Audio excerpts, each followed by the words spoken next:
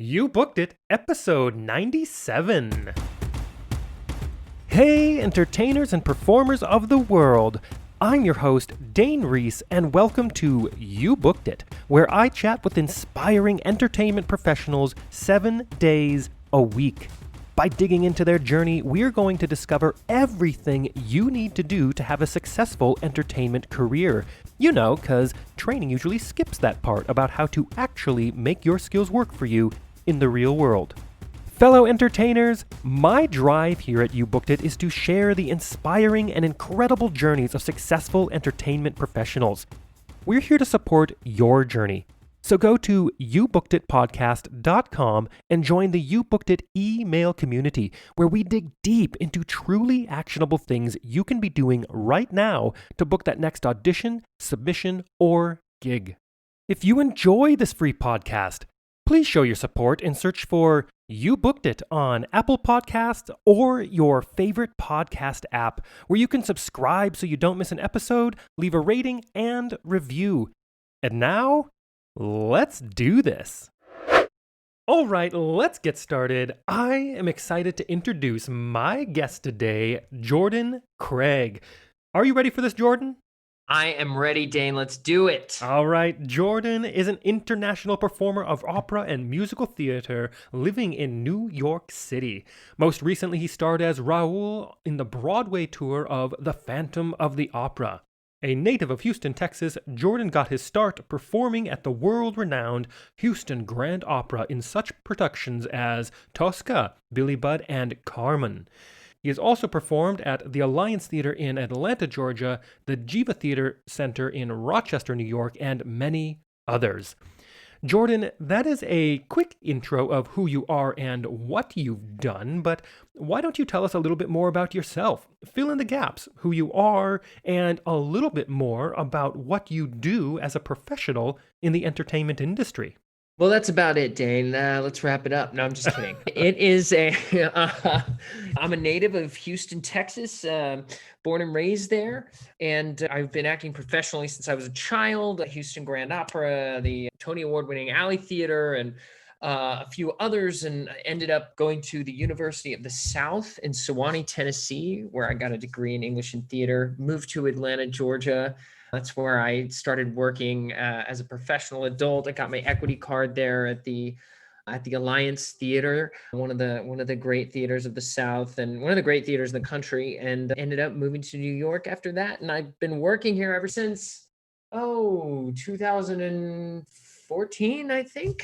So I've been living here ever since. And then, of course, a large chunk of that time, actually, I wasn't living here. I was on the road with the Phantom of the Opera, playing Raoul, Vicomte de Chagny, and we finished that right before the craziness of the pandemic in February. So we actually we're one of those tours that ended organically before a lot of people got, a lot of tours got canned, like right after that. So a lot of things had to slow down, but we actually ended organically. We were lucky enough to do that right before the pandemic hit. Right on. I mean, that was so lucky, and that literally takes you right up to the present day. So there you go. All right, and let's move on to this next section here. And Jordan, look, I am a sucker for a good quote. What is your favorite quote you'd like to share with everyone? It's one of those quotes that I think I saw like on my like one of those posters in your classroom when you're in third grade that like sticks with you. Yeah. And it was like, it had a basketball goal on it. It's one of those super cliche quotes, okay? And it's, you miss 100% of the shots you don't take, right? Yeah, and Michael Jordan. Okay. Well, no, so is that Wayne Gretzky? That's Wayne Gretzky. I don't know. It's one of the two. One of the guys, they were all shot takers, okay? They both apply there. But it's funny. It's like you get those auditions sometimes that come to you like in the worst times, right? You're like doing something with your family. You're like off on a vacation, or you're doing something. Your agent's like, hey, I know you're doing something, but you've got an audition for a movie and they need it like tomorrow. And you're like, no, I don't want to do that. I really don't. Why don't you give me those when I'm in New York, ready to go, ready to audition? But it always happens when you least expect it, or when there's a whole bunch of things going on. And I think there's a lot of temptation to just like kind of blow off a lot of opportunities At least for me. Maybe there are some actors that are like so gung ho that they're just like, all right, yeah, my wife's she's in labor right now, but I got to read this self tape. But like for me, I'm like, if I'm off doing something and I just booked a movie because I took some time and I just was like, okay, guys, I got to separate and I got to do this self tape real quick. And I was in California and families at the beach and we ended up doing the self tape and I booked the movie and I wouldn't have booked it. So it's like, and I know for sure, obviously I wouldn't have booked it if I hadn't taken the time. So it's one of those cliche quotes, but I think as an actor, for me, it certainly impacts my life because every time you do reap the rewards for the work you put into this business, for sure. 100%. And you're right. I don't think you're abnormal in thinking, hey, I'm on vacation. I don't want to do that right now. And I've just been sitting at Yeah. home, not really auditioning for a week. So why couldn't have I done that then? Yeah, like why can't you just know when I'm not doing anything Yeah, and right, just give please. me the auditions then? Just be Yeah. in tune with my life, please. But it's like one of those it's such a cliche, but then I think that little piece of advice has gotten me further in life, I think, than any other, for sure. Absolutely, absolutely. And you got to do it because you never know what's going to happen. You have to put yourself out there all the time. So true. Yep. Beautiful. Let's move on to this section. And Jordan, of course, you are an entertainer. I am an entertainer. And I think that you'd agree that this industry can be one of the most brutally honest, subjective, personally emotional industries in existence. And you know as well as I that in order to create and have a successful career in this industry like you're having now takes a lot of dedication and hard work. And while, yeah, there is an outrageous amount of fun and excitement doing what we do, being on stage, there are also our fair share of obstacles, challenges, and failures we are going to experience and we're going to have to move forward through. So tell us, what is one key challenge, obstacle, or failure you've experienced in your career, and how did you come out the other side better because of it? For me, my biggest obstacle is, and it was for many years, was audition anxiety. And I think it's something we don't talk about enough. It's such a toxic force. And I'll tell you a story. I had I'm not going to name any names because I don't want to get anybody, in trouble. But I was fresh off the boat from Atlanta. Okay. I'd moved to New York from Atlanta, Georgia. I was in my first audition. I can't even say the show because it gives away who was in the room. I was auditioning for a Broadway show, my first Broadway audition. And in Atlanta, the audition scene is a little bit different. It's not that New York's audition scene isn't friendly, but it's a little more, there's distance there between you and the casting team usually at first. You don't really necessarily shake hands until further along in the process, whereas in the South it's a very, hey, how you doing kind of thing right from the get-go in a lot of the audition rooms. So I walked into this Broadway audition. I walked right up to the table where everybody was sitting and I was like, hi, how you doing? I'm Jordan Craig. It's nice to meet you. And the casting director looked right up at me in front of everyone and was like, do not approach the table. And I literally felt like I was punched in the gut. I was like, what? She was like, do not approach the table. And I said, okay. But I'm thinking but I'm here. My hand is outstretched in a gesture of friendship to you. Can we please exchange pleasantries so that I don't look like a complete buffoon? And no, there was no outstretched hand returned. I then had to about face in front of the room and walk back to my place where I turned and began to sing something that I can't even remember because my whole world was shattered.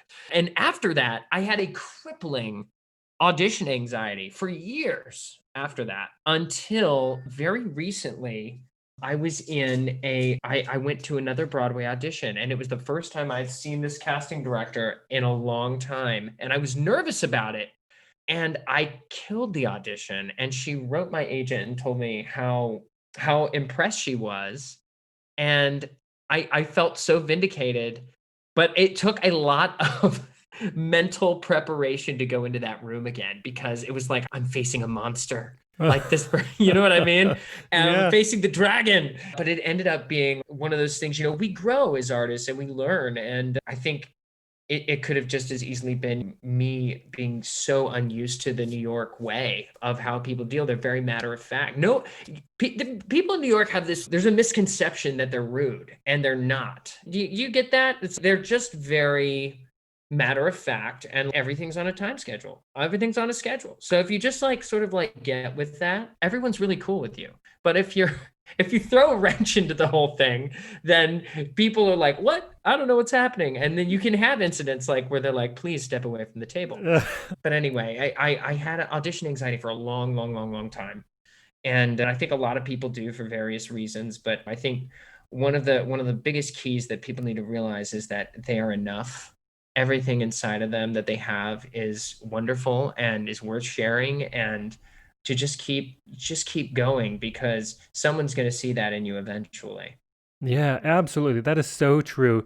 And that is a terrifying, but looking back on it now, I'm sure kind of comical experience. And but you're right. And there's so much to be said about knowing your market. And sometimes you just don't know until you give it a go. And hopefully a podcast like this can give a little bit insight for people that are stepping into New York City for the first time, coming from some other market. But yeah, every city, every market has its own quirks, its own expectation at an audition. And trying to get a little heads up of what that is can be invaluable in your career. I think you nailed that. Yes, 100%. Great. And let's move on to a time that I like to call your spotlight moment. That one moment in time you realized, yes, I am going to be an entertainer for a living. Or maybe it was, yes, this is what I need to be doing as an entertainer. Tell us about that. Oh man, there's kind of two answers. I'm one of those people. I've always known that this is what I wanted to do, Dane. I've Mm. always known it ever since I was. My parents tell me that I, even at 5 years old, this is what I wanted to do, and I've never looked back. And I've always tried to move forward and enjoy this wonderful profession in every way that I can. But interestingly, this is gonna go into a whole thing, but I I feel like people are drawn to theater for a very sort of spiritual reason, to connect with the human condition, to connect with people, and to realize that they are not alone. I think Mm. they to be made to feel that they are not alone in their circumstances, and it's a very spiritual thing. And when you trace the roots of theater back, it's very interesting. All the way back to the Festival of Dionysus, the ancient Greeks, it's always theater at its very roots was a religious experience and a spiritual experience, and it continues to be so. I would argue to this day, people come here to be touched to the soul, and to be a part of that for somebody is such an incredible, an incredible responsibility. And I think actors should always try to honor that and understand the gravity of what they're doing when they're on stage, because it's not just about surface getting people to laugh or getting a few laughs or whatever. You're trying to help somebody realize, or trying to convey whatever it is the story is trying to convey, help people realize something deep about the human condition. And that's a very almost priestly endeavor. And I think it's unique in that sense, and that's why I love it, because it helps us all to realize how similar we really are. Yeah, absolutely. And I love that you said that. You said how similar we all are. And this is what I love about theater, about what theater has given me, or the performing arts has given me personally, is that it's allowed me to travel and see the world and meet so many different cultures. And it's exactly right. You realize we're all part of this human condition, and we all, when it comes down to it, want the exact same things, and we're all Hmm. striving for the exact same kinds of fulfillments in our life. And it's amazing to be in a profession, and I'm very grateful for it, to be in a profession where this is what we get to do for a living, is connect with people. Yes, yeah, dead on. It's one of the most. It speaks to our very basic needs of connection and to be heard, to be understood. And I think that's what theater really is about. At its essence is to let people know you are heard, you're understood, there are others like you, and we're ready to listen. Absolutely. And I want to piggyback on that real quick and let's talk about your number one booked it moment. Walk us through that day, the auditions and callbacks, if they happen to be a part of it, what was going on in your life, and what about that moment makes it your favorite booked it moment. Okay. So my booked it moment was I was going to give up being an actor forever. And I used to live right next to the Apollo Theater in Harlem, and I loved it there. But I was not achieving what I wanted to achieve in my career. I had my girlfriend, now my wife, but at the time I knew I wanted to ask my girlfriend to marry me, and I didn't have anywhere close to the money to buy a ring. I had no idea how that was going to happen. I had, just finished a couple of smaller theater jobs that I was grateful for, but at the same time I felt, man, this really isn't there's something about this that isn't fulfilling. I haven't been able to achieve that sort of artistic fulfillment that I'm really looking for. And I got an audition, and I got two jobs, and I was ready, trying to gear up to have the conversation with my agent, who you know now, that I was no longer going to be doing this business anymore. And I'd gotten two jobs. I was working at a gym and I was working at a restaurant. And I was going to get a third job. I was going to do Postmates as a courier, like in between the time when I could find in between my other two jobs. And I got an audition for the Phantom of the Opera a day before I was supposed to go in. So I scheduled a coaching with my voice coach, and I had never seen the show, and I had never seen Phantom.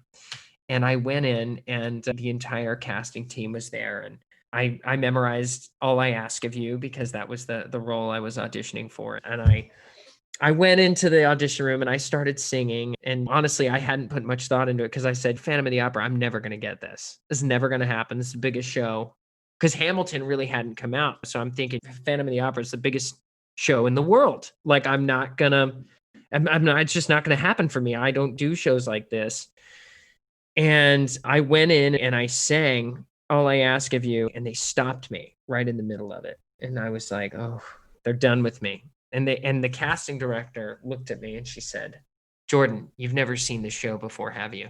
In front of the whole team, creative team. And I was like, no, I haven't, actually. I haven't. And she was like, because you don't look like you know what you're singing about at all. And I was like, oh, okay, all right, cool. Are you sending me home now? Because now I'm really embarrassed. And she's like, let me tell you what's going on in the song. So she explained to me what's happening in All I Ask of You. Okay. Like, this is how I just never seen it. There's some shows you just don't see. And so you're like, you don't have the frame of reference. You've seen lots of other shows, but you haven't seen some of the more famous ones sometimes. So anyway, I'm like, okay. So I took the notes and I sang it again. And they were like, all right, hang around for a little bit. And I was like, oh, okay. And then they asked me to come to a dance call, and the rest of the audition, it seemed okay. And I went home and I didn't hear anything. And I was like, you know what? I guess I'm going to get back on this Postmates job. It was got my hopes up for a second, but that's it. So I was on the bus. I was over on the east side in East Harlem on my way over to this audition. And I got a call from my agent. She was like, what are you doing right now? And I was like, what do you mean? What am I doing? I'm going to get my third job because my life sucks right now. What are you doing? Why are you calling me asking me what I'm doing? And she was like, would you like to skip your job interview? And I was like, yeah. She was like, because you just booked the biggest show in the world. And I was like, what?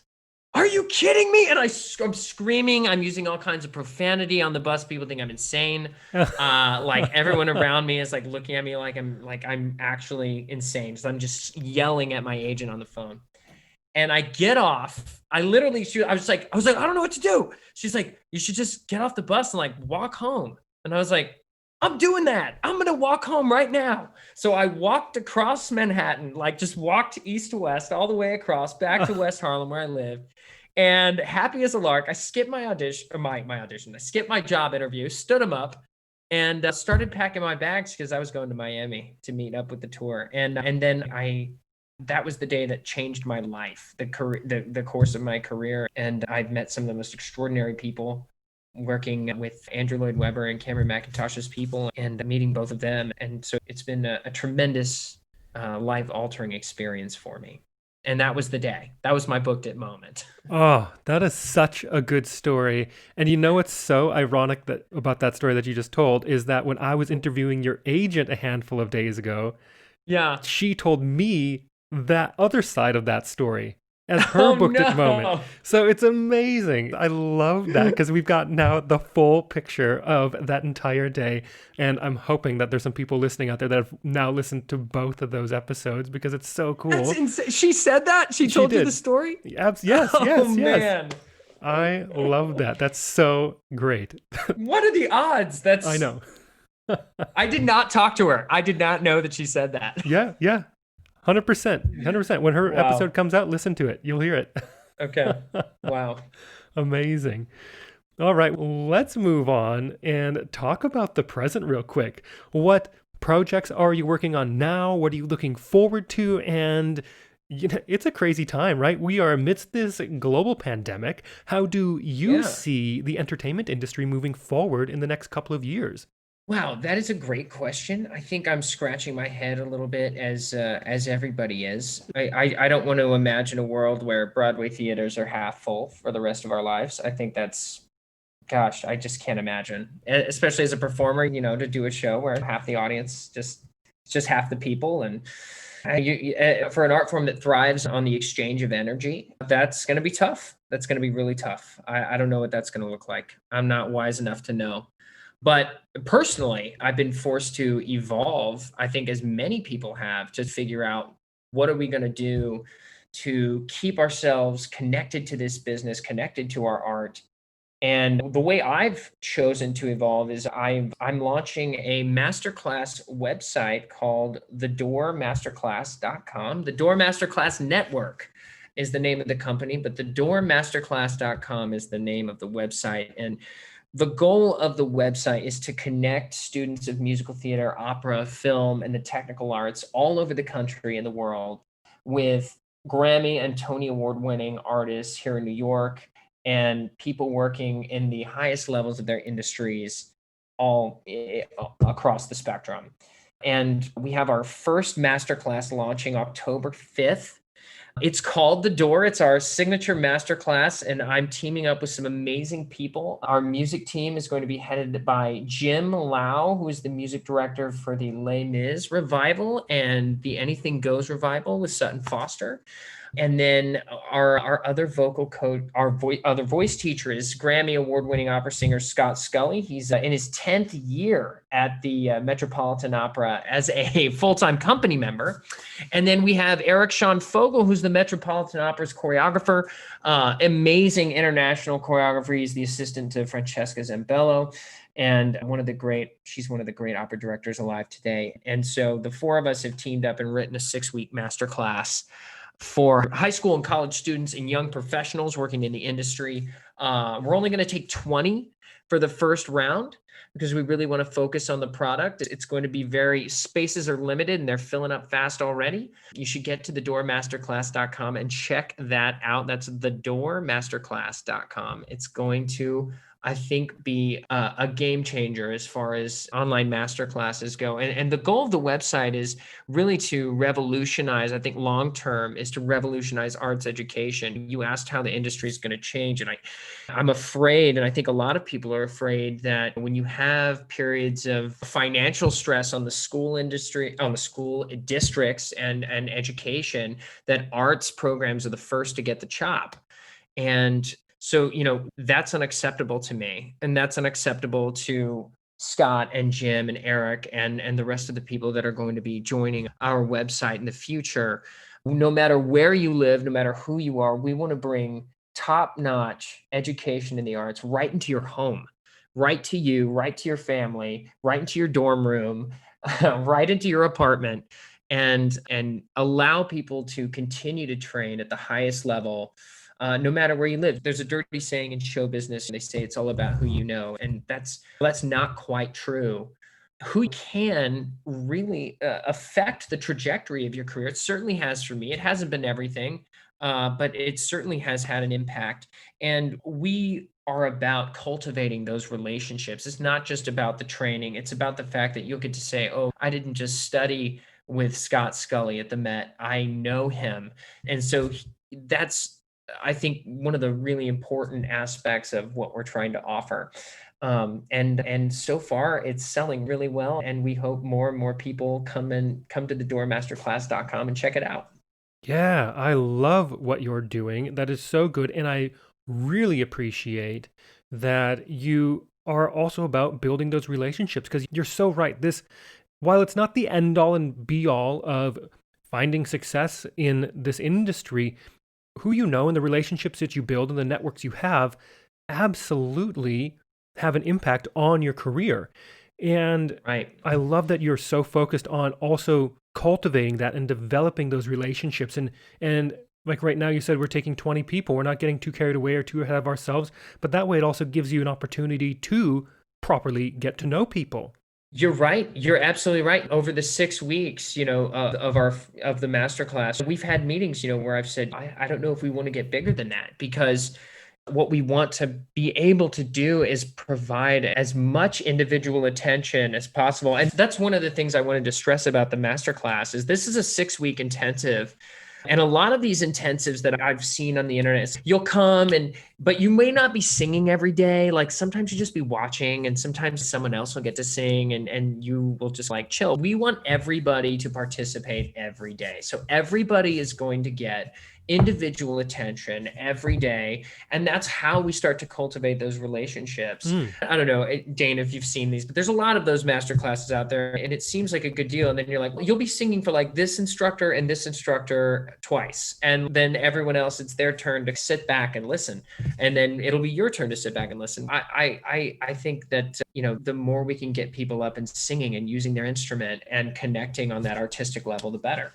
Absolutely. And especially in this digital age, because when you do go to, there's not to take away from more of the traditional or stereotypical masterclass model, but if you're doing it in person, you have a lot of time in break times and things like that to chat with everyone that's you're in that masterclass with, to build connections within the industry who are your peers, who are also the masterclass teachers at the same time. But you have that downtime to also have those conversations. But when we take it online, now it's more about the work, and it's great because you're getting the best of both worlds. People are going to get to do more work, but they're also going to be able to develop more relationships at the same time. I think it's brilliant. Thank you so much. We're having such success already with it. It's starting to take off in an amazing way. I'm so grateful, and we want to extend that invitation to anyone else who wants to come check us out and join us in the fall for what I think will be probably the most life-changing masterclass you'll ever take. It's the syllabus is jam-packed with amazing things. One of the things that is included in the masterclass is we have a showcase with some of New York's leading musical theater and film agents at the end. And there's an entire 1 week of focus on what I call the business of you, which is the business of self-marketing, of social media, of how do I make myself known, especially for women. It's tough in a saturated market. There's so many women. How do you possibly make yourself seen and heard and known? And we have people coming in who are experts in social media analytics and who are going to help all of our students, give them personalized breakdowns of their social media footprint and show them how to maximize their potential that way. It's a workshop unlike anything I've ever seen, and I'm so grateful we got to put it together. Yeah, that is amazing. Very excited for that to come out. And it is time to move on to one of my favorite sections in the interview. I call it the Grease Lightning Round. I am going to ask you a handful of questions. I want you to answer them as quickly and concisely as possible, one after another. Are you ready? Oh, okay, I'm ready. All right, first question. What was the one thing holding you back from committing to a career as an entertainer? Nothing. It's what I've always wanted to do. Beautiful. Second question. What is the best piece of advice you have ever received? You are enough. Yes. Third question. What is something that is working for you right now? Or if you'd like to go pre-COVID, what was working for you before our industry went on pause. Get up every day and run a mile and do 100 push-ups. Beautiful. Fourth question. What is your best resource? Whether that is a book, a movie, a YouTube video, a podcast, maybe a piece of technology that you found is helping your career right now. My iPad. Fifth question. If you had to start your career from scratch, but you still had all the knowledge and experience you've collected from your career in this industry, what would you do or not do? Would you do anything differently, or would you keep it the same? I would do everything exactly the same. I've enjoyed this ride. Beautiful. And the last question. What is the golden nugget knowledge drop you've learned from your successful career in this industry you'd like to leave with our listeners? Oh, I think I already said it. It's you are enough. That cannot be said enough. You are enough. You are good enough, and you don't need to try to be anything else other than exactly what you are. You're wonderful just as you are. Perfect. And to wrap up this interview, Jordan, it is time to give yourself a plug. Where can we find you? How do our listeners connect with you? Is there anything you want to promote? I've already done that quite enough today, but what's one more plug, right? You can find me on Instagram at Hey, it's Jordan Craig. That's HeyItsJordanCraig. Hey, it's Jordan Craig. And check out the Door Masterclass Network at thedoormasterclass.com. It is going to change your life. Beautiful. And for everyone listening out there, I have put the links in the description of this episode to both the masterclass and his social media. Jordan, thank you so much for joining me today. It's been an absolute pleasure to have you on. Dane, it's been my pleasure. Thank you so much. Thank you so much for joining us today. My one call to action for you is to go to youbookeditpodcast.com and join our free email community where we dig deep into a continually growing resource of truly actionable things you can be doing right now to help advance your entertainment career. Don't miss an episode. We have a new guest 7 days a week.